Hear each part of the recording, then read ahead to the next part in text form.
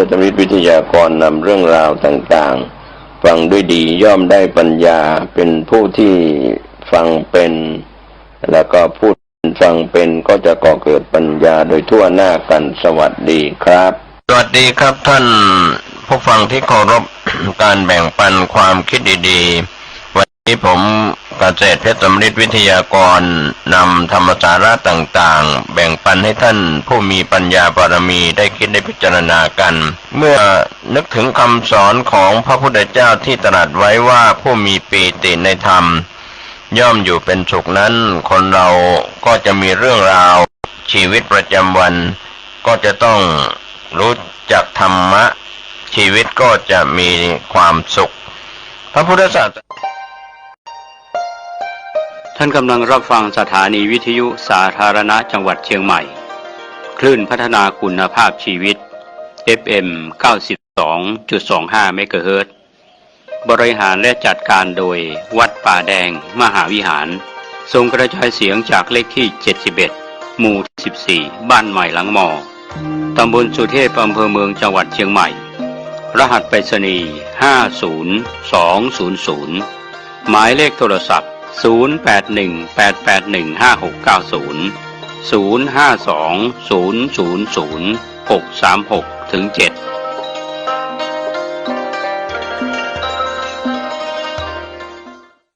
สวัสดีครับท่านผู้ฟังที่เคารพข่าวชาวบ้านผมเกษตรเพชรสำริดบรรณาธิการข่าวก้าวหน้านิวออนไลน์กับการ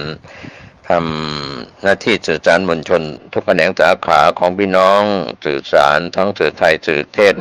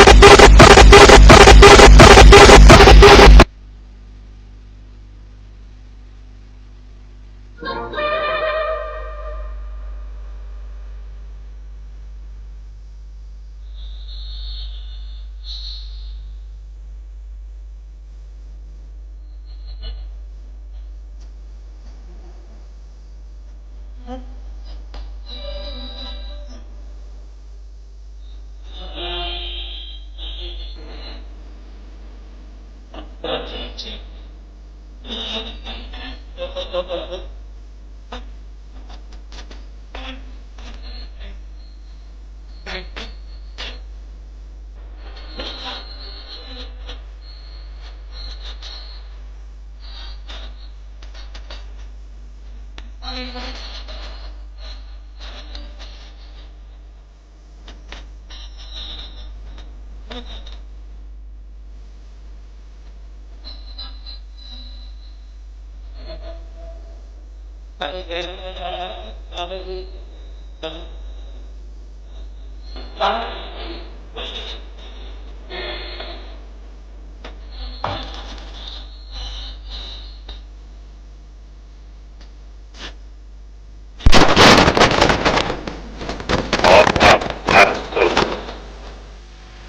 วามเจริญในธรรมจงบังเกิดมีแก่ญาติแก่โยมทุกท่านทุกคนมาพบกันอีกในรายการกกิณกะแห่งธรรมะจากตุเจ้าวัดหนองตองหางดงจังหวัดเชียงใหม่ก็มาพบปะกับญาติกับโยมเป็นประจำทุกวันในเวลาเดียวกันนี้เพราะว่าติดยันการพุธพัดศุกร์เสาร์ปะกันและออกอากาศทางสถานีวิทยุแห่งนี้เป็นประจำเช่นเดียวกันต้องขออนุโมทนาขอบใจต่อทางเจ้าหน้าที่ทุกท่านทุกคนที่ได้อำนวยความสะดวกได้ถ่ายทอดเสียงธรรมะนี้ให้แก่พี่น้องญาติโยมที่อยู่ทางบ้านทางจองได้รับฟังกันเช่นเดียวกันต้องขออนุโมทนาน้ำจิตน้ำใจของญาติของโยมที่ติดตามฟังรายการมาด้วยดีตลอดเช่นเดียวกันและต่อไปนี้เอามาไหว้พระสวดมนต์เพื่อเป็นมงคลต่อชีวิตต่อทุกท่านทุกคนขอให้ตั้งอกตั้งใจนึกว่าตามกันไป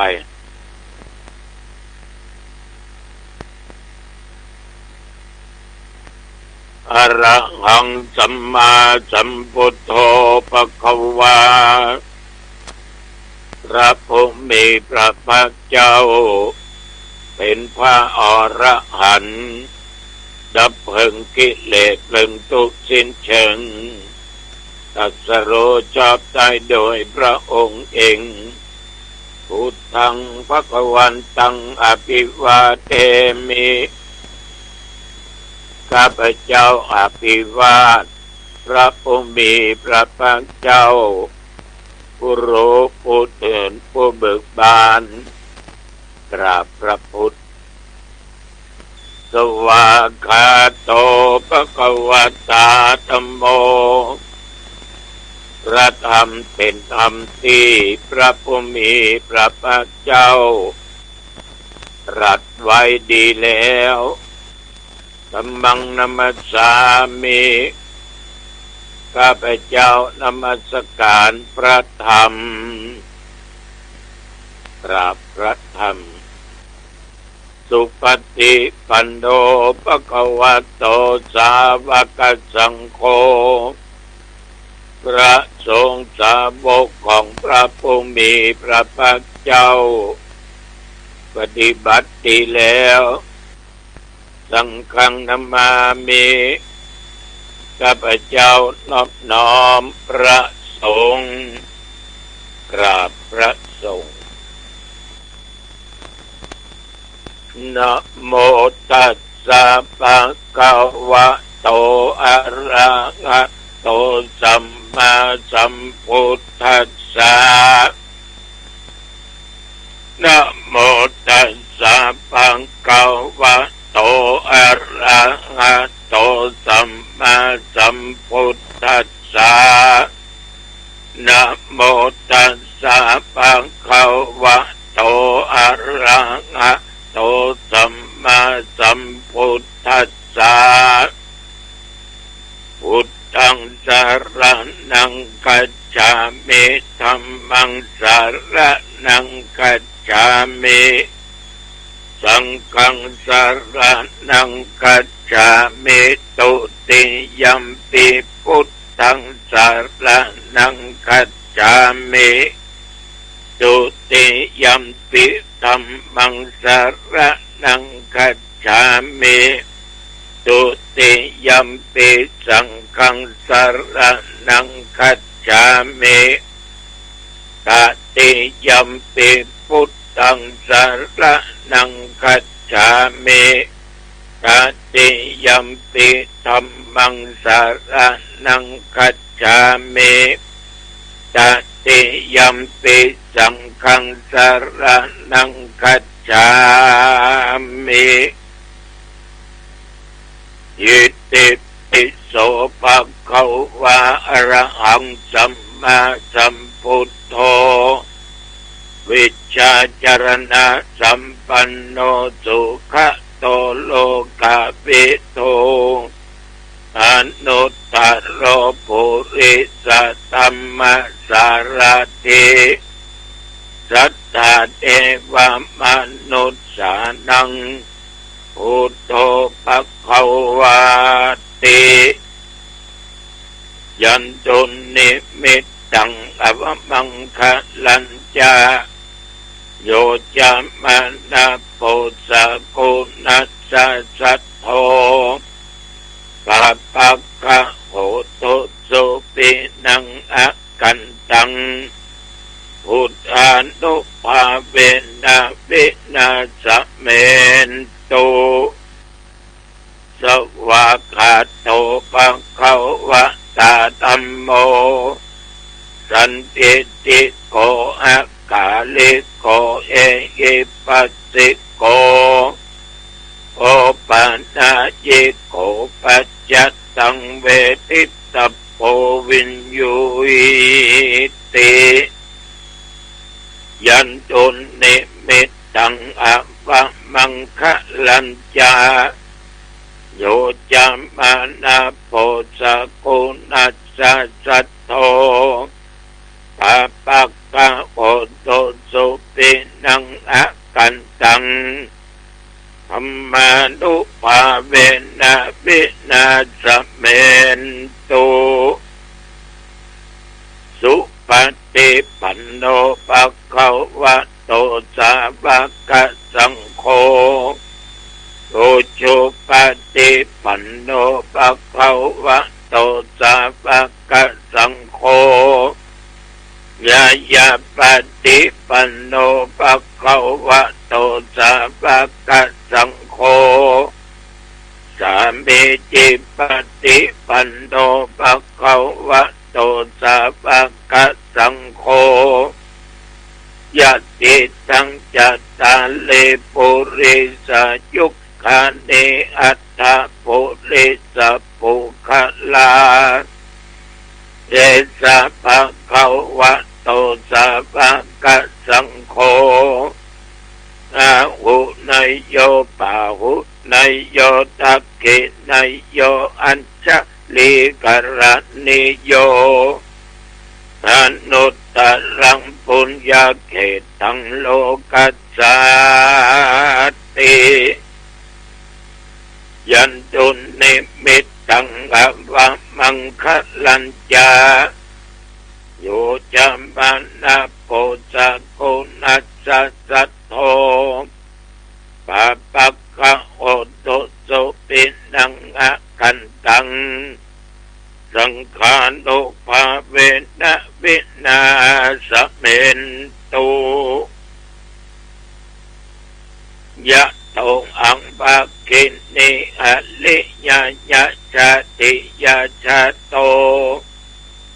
นาปิชานามิสันติจาปานังชีวิตาโบโรเปตาตินาสัจเจนะโสติเตโอตุโสติกัปปัสสะโอจังโคสติสังฆาโต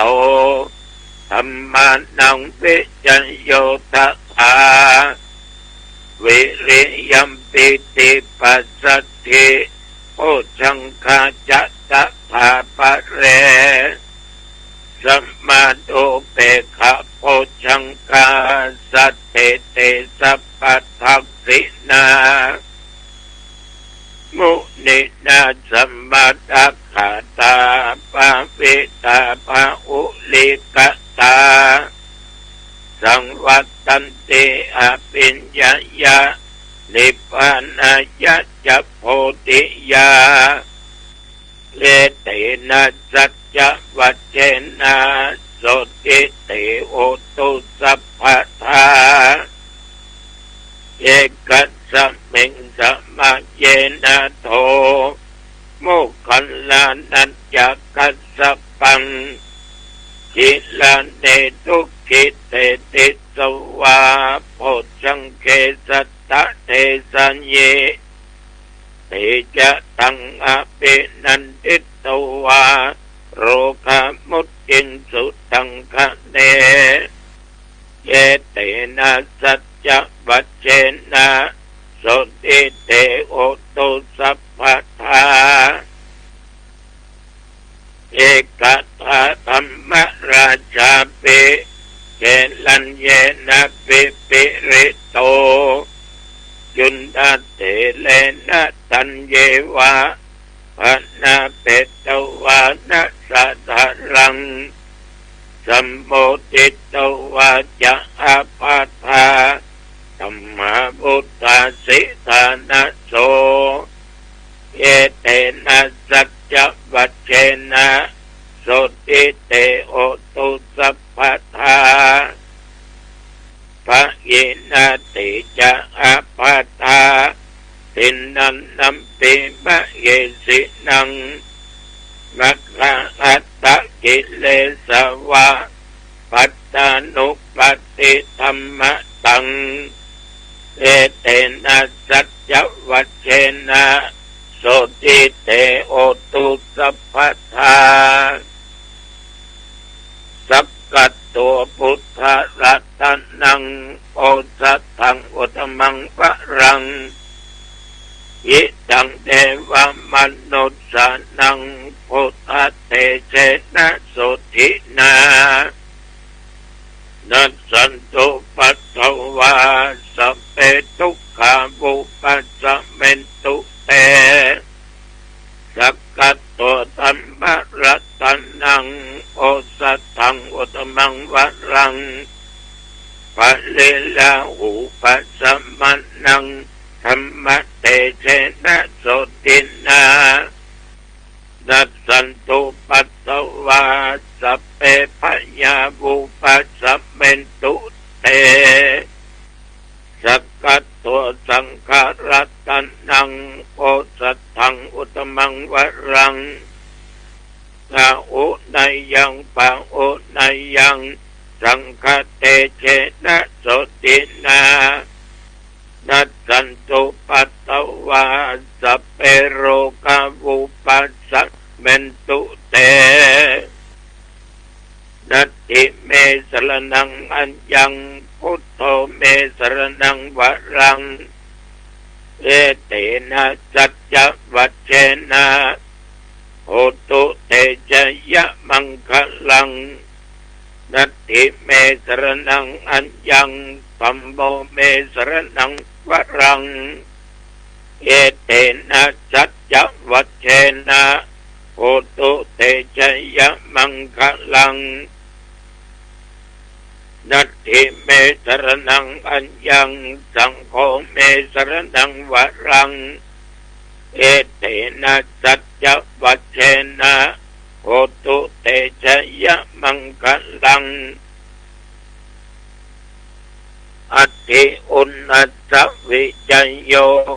ธัมโมโลเกอนุตตโรสัพพสัตตะอิตัตถายะตั้งตองกันหายิเทวะเตปัลลิวัจเจละจะตันเตอมนุสเสยิภาวะเกพยัพเชนะเกวิเสปุเตอากัลละมะลันเนนะวา สัพพะสัมมาบรณามุตโตทัพเปตัวกาละมาริตังทัตเทวะอนุภาเวนะโหตุเทโวสุขิสัทธาสุตตะสิลังสัมมาตัญญะธัมมังสุจริตังจเรทัสเสวะอนุภาเวนะโหตุเทโวสุขิสัทธาลิขิตังจินติตังปุชังอรนังวจนังครงปเรสังเตสันังสุตัวตัสสะอายุภวัตเตเตภวัตตุสัพพมังคลังรักขันตุสัพพเทวตาสัพพพุทธานุภาเวนะสัทธาโสธีภวันตุเตภวัตตุสัพพมังคลังรักขันตุสัพพเทวตาสัพพธรรมานุภาเวนะสัทธาโสธีภวันตุเตภวัตตุสัพพมังคลังรักขันตุสัพพเทวตาสัพพสังฆานุภาเวนะสัทธาโสธีภวันตุเต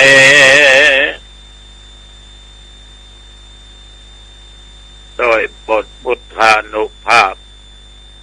ธรรมานุภาพสังฆานุภาพ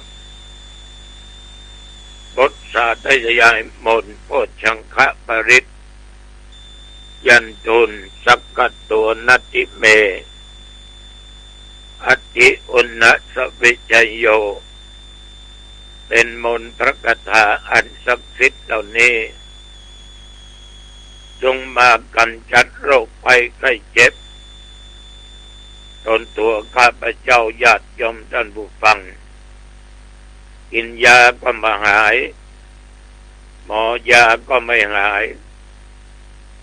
พอโรคภัยไข้เจ็บเหล่านี้ที่เกิดขึ้นจงอันตรธานสัวหายมีสุขภาพใจกายแข็งแรงแม่นตนข้าพเจ้าและญาติโยมเดินทางไปเหนือใต้ตกออกไปใกล้ไปก็มีชัยกลับมามีโชคมีลาภ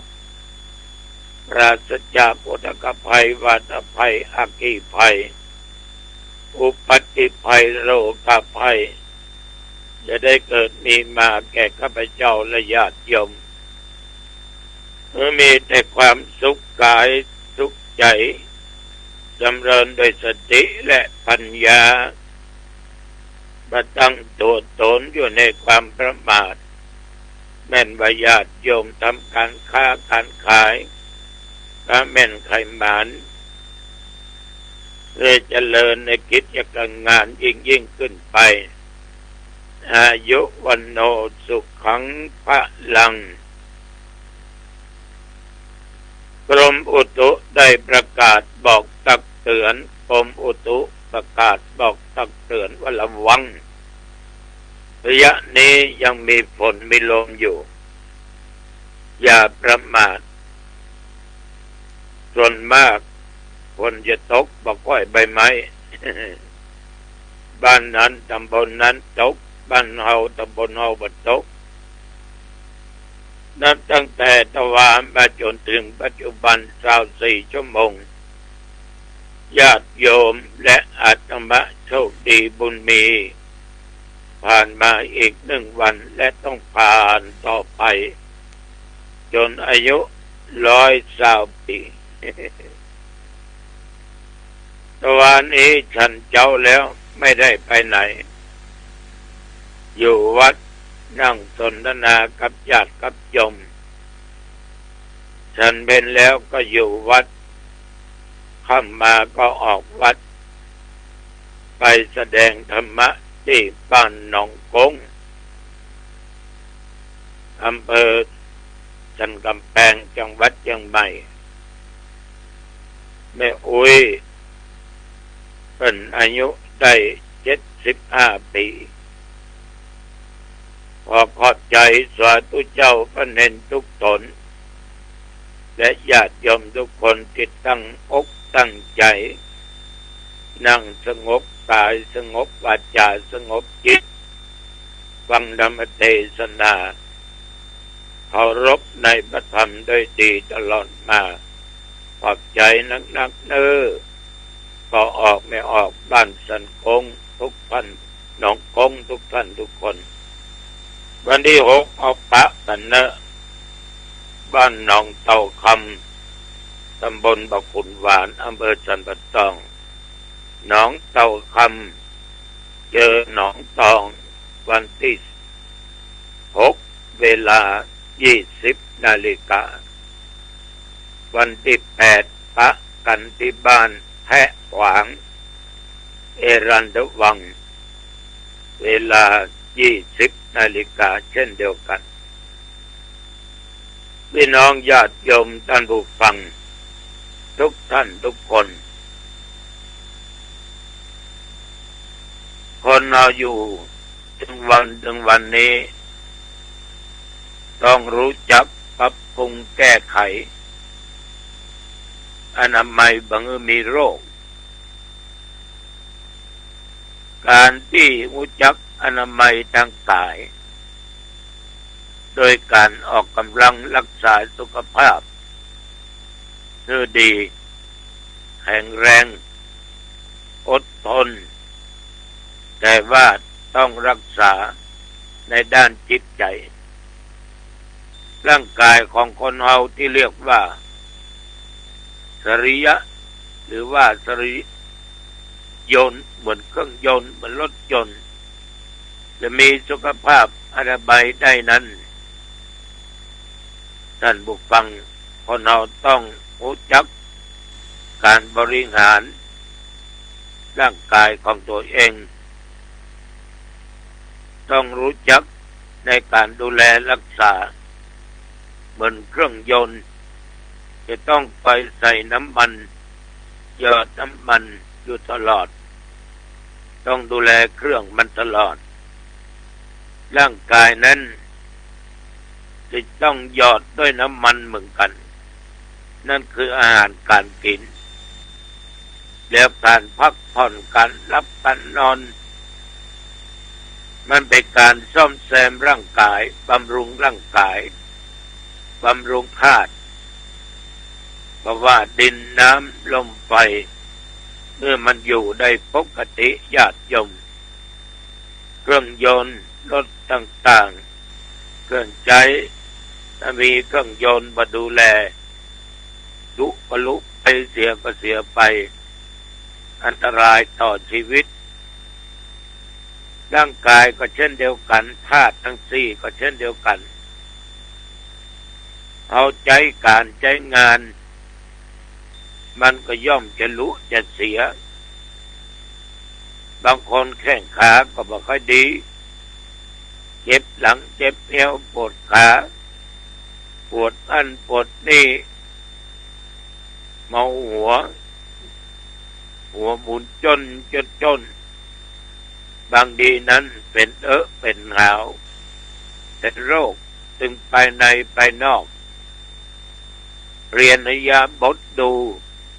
ก็เจ็บปวด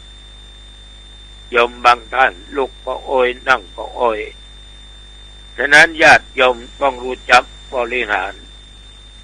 แม้แต่การเปลี่ยนอิริยาบถยืนเดินนั่งนอนนั้นต้องเปลี่ยนอยู่ตลอดจะนอนเสี่ยวอยู่ตลอดก็บ่ดีจะนั่งมึนก็บ่ดีเตียวไปไกลก็บ่ดีจะยืนมึนก็บ่ดีต้องให้พอดีในอิริยาบถทั้งสี่พยายามที่ทำให้ร่างกายนี้คงทนได้ด้วยการรักษาสุขภาพความสะอาดเว้นบัดสบายแล้วก็คือกินสิ่งที่มันกินแล้วสบายมีหลักมีการ ที่สามารถจะขยายในต่างๆนั้นเมื่อมันพอดีญาติโยมเช่นการกินก็ต้องกินพอประมาณอันไหนเป็นของดื่มอันไหนเป็นของเสพที่มันเป็นพิษเป็นภัยต่อชีวิตต่อร่างกายนั่นบ่ควรอย่างยิ่งเพราะมันจะเป็นสิ่งที่ทำคือสุขภาพร่างกายของเรานี้มันต้องรู้มันต้องเสียฉะนั้นการกินต้องกินของที่มีคุณค่ามีประโยชน์ต่อชีวิตต่อร่างกายแล้วกินของจับพอประมาณพอดีเนี่ยอย่างกินหรือถูกต้องรู้จักพอประมาณพอดีนั้นเกิดคุณประโยชน์ในการที่เราจะต้องสืบต่อชีวิตเพื่ออยู่ได้ยืนนานมีคำว่าสิทธิ์เพิ่นบอกว่าเสพแต่น้อยจะค่อยอายุยืนหรือบางอันเพิ่นว่ากินเพราะอิ่มหาเพราะกวน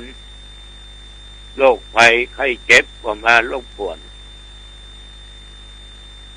คนที่กินตกอยู่ในอำนาจของต้องแห่งความกระยากเก็บยัดอย่างโมโหคนนั้นญาติโยมฝ่าฝืนในเรื่องกฎของธรรมชาติบางคนนี่ท่านทั้งหลายคอหวยมันลึกกินนักกินหนากินแบบพุ่มเฟยแต่ว่ากินนักขี้คร้านยาการน้อยอาหารว่าย่อยก็มีโทษมันเป็นสิ่งบั่นทอนชีวิตอายุของคนนั้นสั้นฉะนั้นการกินก็ต้องรู้จักพอประมาณเลือกกินอาหารที่มันดีเหมาะสมกับอายุเหมาะสมกับการเวลาเหมาะสมกับการงานที่ตัวเองทำคือกินสิ่งที่ควรกินพอดีอย่างเกินดี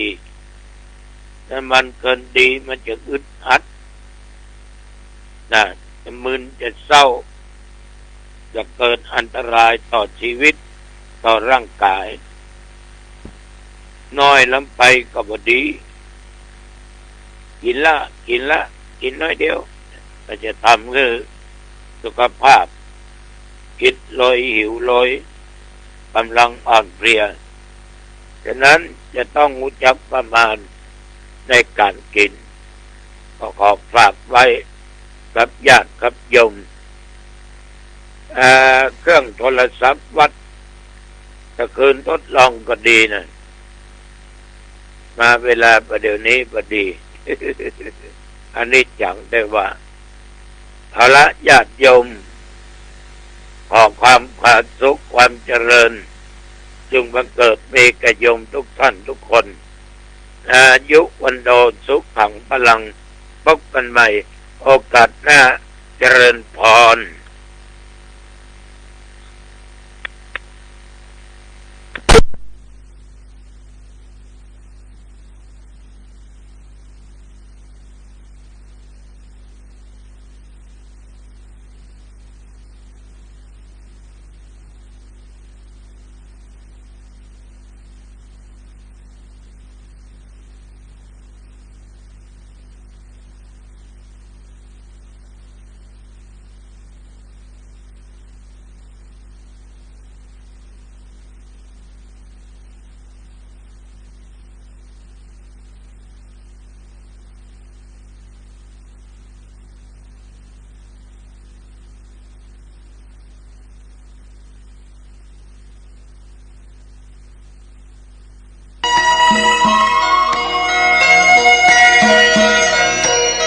สารเพื่อการประชาสัมพันธ์โครงการปรับภู ภูมิทัศน์และพัฒนาปรับพื้นที่รอบอุโบสถวัดป่าแดงมหาวิหารมติคณะกรรมการบริหารวัดป่าแดงมหาวิหารครั้งที่ 4/2567 ได้เห็นชอบและอนุมัติให้ดำเนิน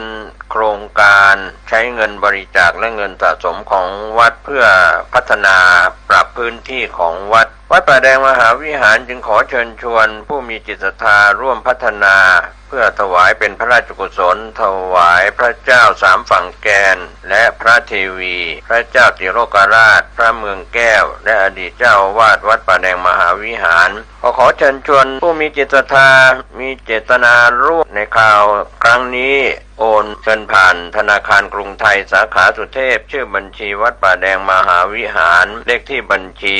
521064750สอบถามรายละเอียดเพื่อร่วมทำบุญได้ที่0818815690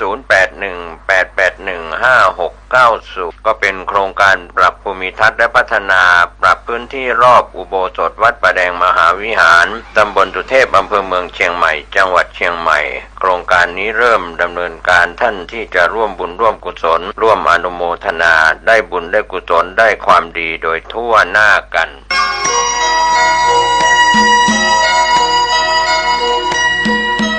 โบราณว่าไว้ลักษณะของคนที่มีบุญเก่ามาเกิด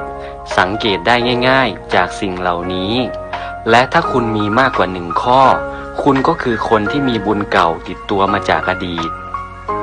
1. คนที่มีอายุยืนเพราะในอดีตไม่ทำร้ายใครไม่ทำร้ายสิ่งมีชีวิตทั้งหลายผลบุญก็เลยส่งผลมายังปัจจุบัน